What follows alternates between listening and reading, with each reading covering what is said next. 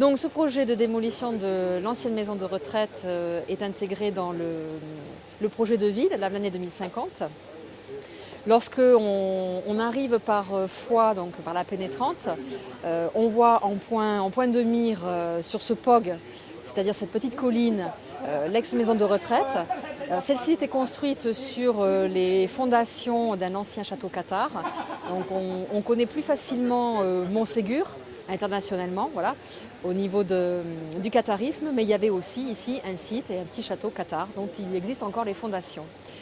Donc lorsque ces bâtiments seront démolis, ils laisseront apparaître l'église Notre-Dame de l'Assomption avec le vieux centre-bourg, voilà, qui est le vieux Lavelanet.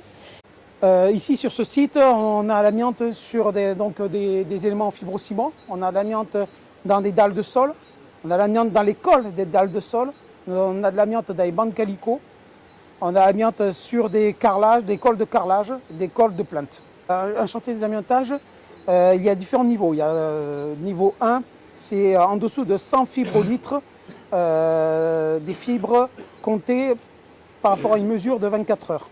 Il y a une pompe qui mesure 24 heures avec un filtre qui est analysé à laboratoire. Et jusqu'à 100 fibres au litre, on est sur un niveau 1. De 100 à 600 fibres au litre, nous sommes sur un niveau 2. Niveau 2, ça veut dire des confinements, des sas d'accès. Le personnel est en tenue désamiantage, en combinaison, jetable.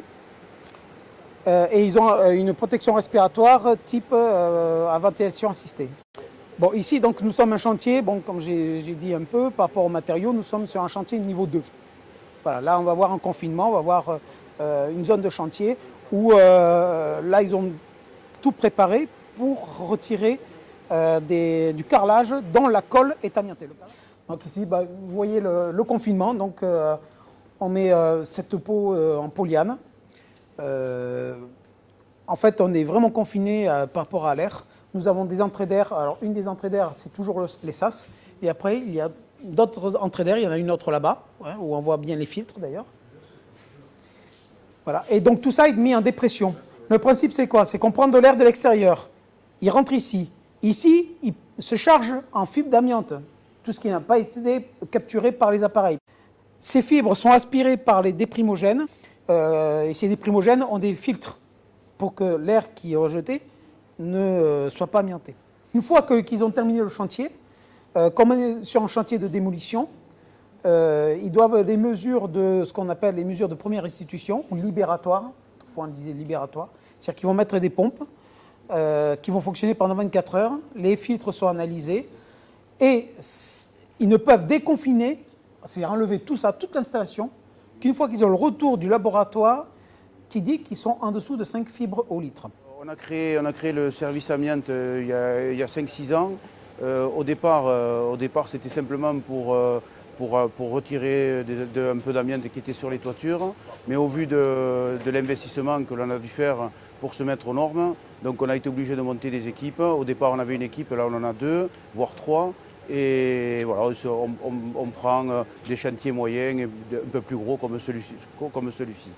Sur ce chantier, on a 2 équipes, donc on doit avoir entre 6 et 8 personnes. Il faut savoir que le personnel en désamiantage n'a pas le droit de travailler plus de 6 heures par jour en tenue. À partir du moment où il met le masque, il a le droit de le garder que 2h30. Au bout de 2h30, il est dans l'obligation de l'enlever. Donc ça veut dire qu'en fait, il ne travaille que 2 heures. 2 fois 3, 6, il ne fait que 3 rotations de la journée. Il faut savoir donc, il ressort. Lorsqu'il ressort, il y a une pause. Une pause pendant 20 minutes, il ne doit pas avoir le masque. Et puis après, il se reprépare pour rentrer.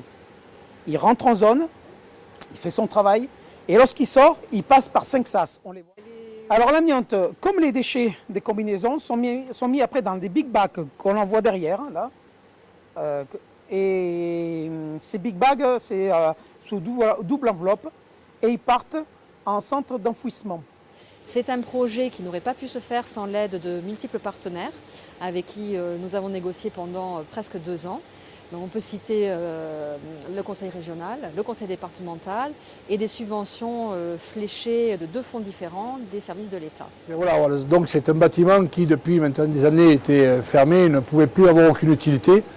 Malheureusement le projet d'hôtel n'a pas pu être fait, donc il n'y avait qu'une seule solution aujourd'hui. C'était de le raser, de redonner à ce coin un aspect un peu plus naturel.